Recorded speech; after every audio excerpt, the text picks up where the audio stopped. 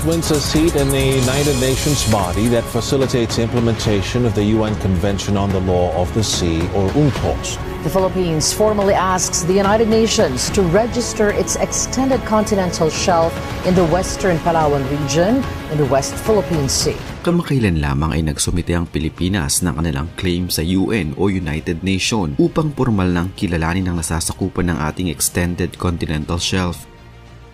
Subalit ang pagsusumite na ito ng Pilipinas ay hindi naging maganda at tila ikinadismaya ng bansang Malaysia. Tinutulan ito ng Malaysia dahil ang naging baseline umano ng Pilipinas para sa ating extended continental shelf ay mula sa Sabah na pag-aari ng Malaysia.